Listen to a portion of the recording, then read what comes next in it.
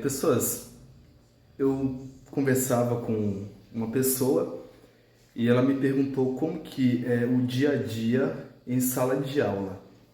E a pessoa falou que provavelmente era horrível, 36 crianças, e no olhar dessa pessoa são crianças extremamente indisciplinadas.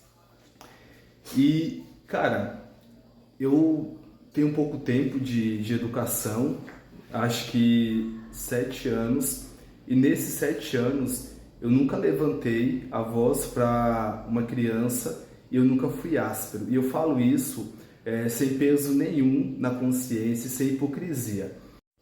E olha que eu já tive crianças extremamente difíceis. Só para vocês terem uma ideia, eu lembro que eu estava em sala e eu ficava com uma criança que era autista e essa autista deu um tapa na minha cara. E na hora a minha reação foi abrir o sorriso e aí eu falei, olha, você está me machucando. É isso que você fez, me feriu. Eu tô triste. Provavelmente qualquer outro profissional da área, um professor, um auxiliar, ADI, teria dado um grito e até dado uma pegada mais firme na criança. Mas eu tenho essa consciência. E por que o meu comportamento é esse?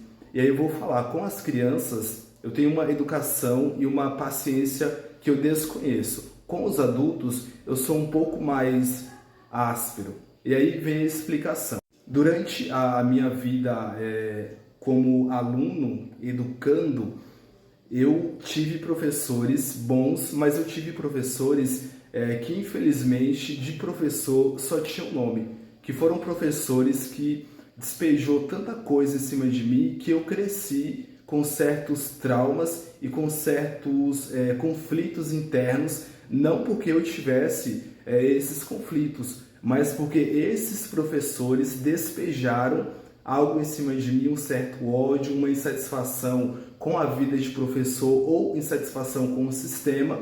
Eu, como criança, eu não sabia como lidar com tudo isso. Eu estou falando daquele professor que chega para você, grita com você, que fala que você não vai ser nada, que você não vai crescer na vida.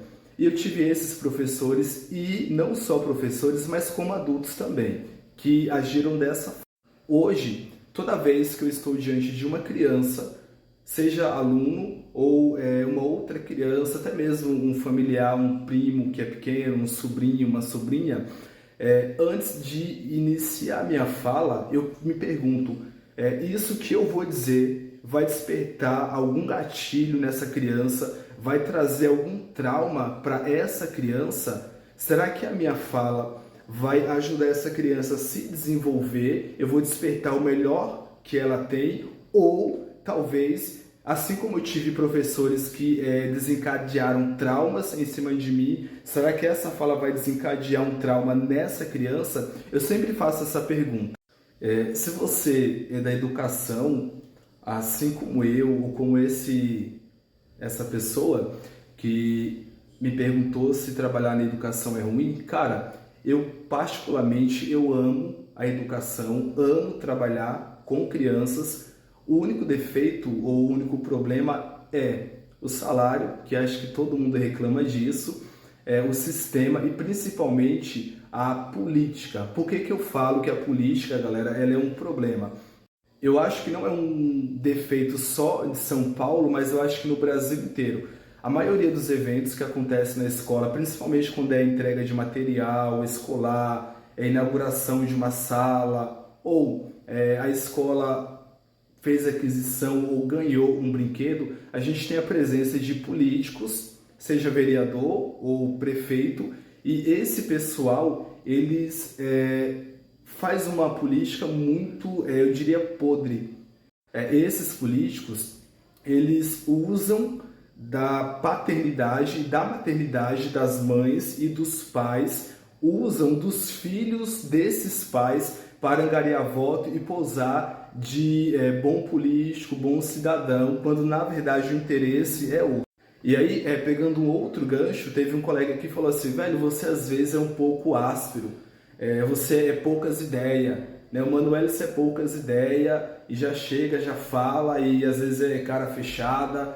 Sabe por que eu sou assim? E eu falo, eu sou assim não com as crianças, com os alunos, mas eu sou assim com alguns adultos. Por quê? As crianças, elas não têm culpa desse sistema podre, pautado nessa política podre que a gente vive, enquanto que os adultos, eles têm consciência dos atos dele e daquilo que eles fazem.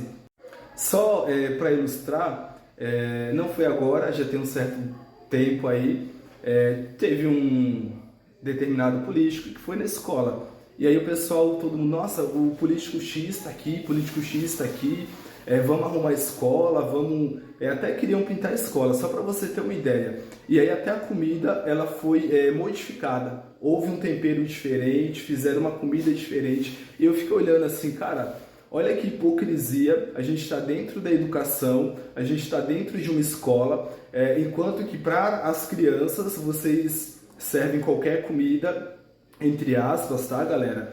Não estou menosprezando a comida porque eu como na escola. As cozinheiras hoje da minha escola são excelentes, tá? Acho que não sei se elas vão ver isso aí.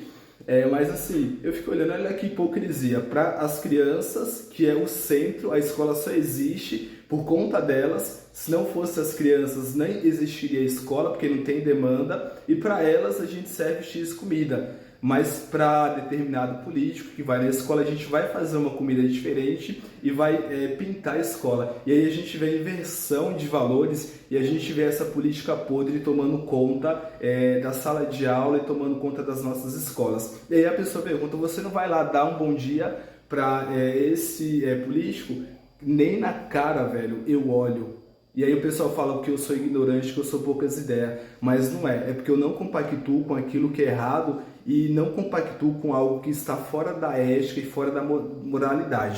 Mas é isso, tá, galera? Só compartilhando um pouco do que eu conversei com essa pessoa.